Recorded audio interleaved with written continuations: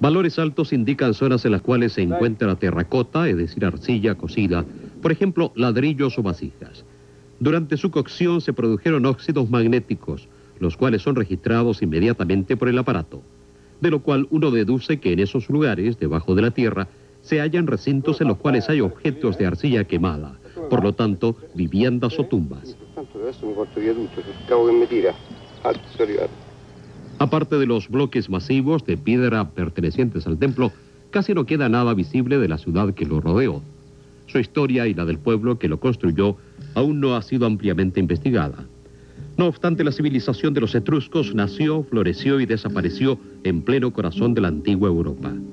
Mientras el pasado histórico de sus vecinos está documentado por cantidad de testimonios, el conocimiento sobre los etruscos, en cambio, presenta grandes vacíos.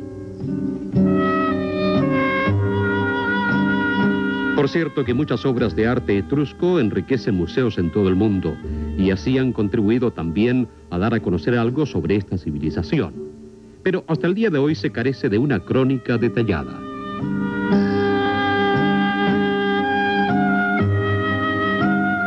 Algunos científicos afirman que los etruscos habrían venido por mar desde el Asia Menor hasta Italia.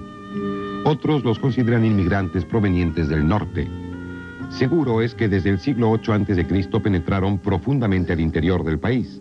Por ejemplo, por espacio de 100 años, los etruscos fueron los primeros reyes de Roma, los que crearon la ciudad de República Romana, la cual posteriormente contribuyó básicamente a la ruina del pueblo etrusco.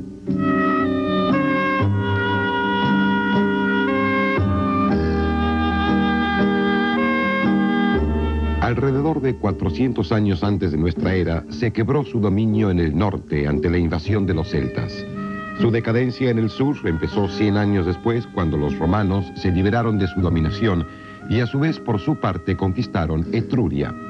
Alrededor del año 10 a.C., los etruscos habían sido asimilados a una nueva nación, pero sus huellas perduran. Esta calle, por ejemplo, fue construida por los etruscos. Ella conduce a un cementerio.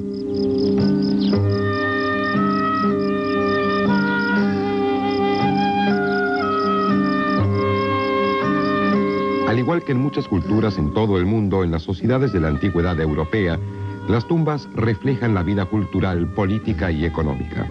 En base a la arquitectura de las necrópolis, uno puede deducir el tipo de construcción de los vivos. Cuanto más adinerada y aristocrática era una familia, tanto más alta la tumba. Un criterio que, aún hoy en día, uno encuentra en muchos países latinos. La tumba como símbolo de estatus social.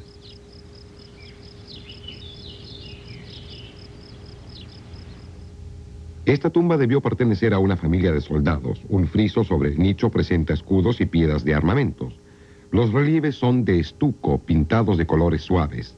En otros tiempos fueron colores radiantes. Aquí se halla representado todo lo necesario para seguir viviendo cómodamente en el otro mundo.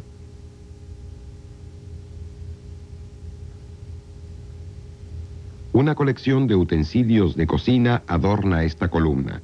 Un escritor griego de esa época relata lo siguiente. 2 veces al día se dedicaban a preparar la opípara mesa con todo el voluptuoso lujo del buen vivir. No todos los objetos aquí representados han podido ser identificados individualmente. En opinión de los científicos, probablemente simbolizan herramientas, ollas y vajilla, vale decir todo lo que pertenece a una casa acomodada. Es por esta razón que los sepulcros etruscos descubiertos se consideran con frecuencia una imagen fiel de sus casas. Los etruscos tenían la creencia que los muertos tenían los mismos deseos y necesidades que los vivos. De allí que dotaron a las tumbas de todas las cosas necesarias para la vida terrena. A menudo lo mítico y lo profano se encuentran uno al lado del otro. El cancerbero tricéfalo que custodia el más allá y un par de pantuflas, confort incluso en el otro mundo. A la derecha, al pie del nicho que hacía de cama sobre la cómoda, hay una tela cuidadosamente doblada. Por cierto que no se trata de una toalla, sino de un liber linteus, es decir, un libro escrito sobre un lienzo. Debido a este culto a los muertos, muchos investigadores llegaron a pensar que los etruscos añoraban la muerte. Pero de ninguna manera fue ese el caso. Los etruscos amaban la vida, también en este mundo. Por doquier uno encuentra huellas de su vitalidad y de su alegría de vivir. Por ejemplo, tuvieron gran aprecio por los manantiales de aguas sulfurosas y ferrosas con fines de salud, así como fuentes de belleza. Los etruscos alcanzaron grandes éxitos en la terapia de baños e igualmente en hidráulica. El agua jugó un papel importante. Incluso había libros en los cuales los ingenieros establecían ceremonias especiales para la canalización del agua.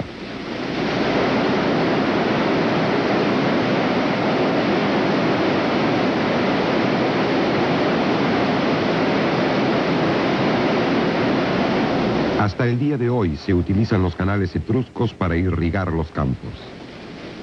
Este túnel, perforado en la roca de 76 metros de largo, pertenece a una de las más impresionantes obras hidráulicas de los etruscos. Accesos de más de 20 metros de altura conducen hacia el exterior. Servían para el mantenimiento de la instalación. La altura promedio de este canal subterráneo es de 1,70 m y tiene 60 centímetros de ancho, con lo cual un hombre puede trabajar dentro.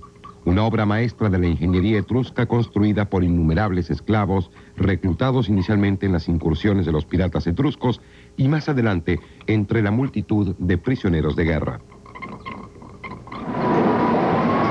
En los tiempos modernos, los esclavos son las máquinas. En la mina, estas se desplazan bajo tierra, sobre ruedas gigantescas del tamaño de un hombre. En el mismo lugar, en la misma montaña, las máquinas continúan lo que los etruscos habían iniciado. Aquí se explota estaño, mercurio, zinc, plomo y cobre.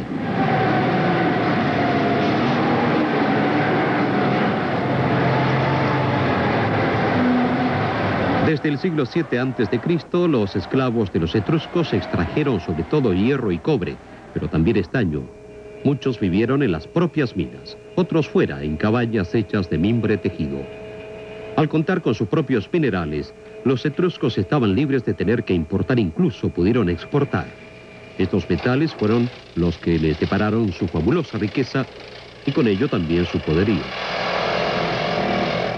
Restos de hornos de fundición de aquella época conservados cerca de las minas. En ese entonces, en la parte superior, había una losa de piedra perforada que permitía que el metal derretido pudiera salir a través de ella. En los valles o los vientos, tanto ascendentes como descendentes, sirvieron de fuelles naturales. El carbón vegetal necesario para la combustión era fácil de conseguir. Sobre todo en el sur, había extensos e impenetrables bosques. En los casos que el calor del horno era excesivo, quedaban grandes residuos de hierro entre la escoria. Más de 2500 años después, durante la Primera Guerra Mundial, cuando Italia se vio urgida de armas, recurrió a estos restos de hierro que fueron refundidos en esta ocasión en forma de piezas de artillería. Las familias adineradas a quienes pertenecían los hornos de fundición no solo vendieron armas de todo tipo a los amigos, sino también a los enemigos. Cuando en el siglo IV antes de nuestra era, tribus provenientes de Europa Occidental, los galos, invadieron Italia, lucharon contra los habitantes de Etruria con armamento que les había vendido los propios empresarios etruscos.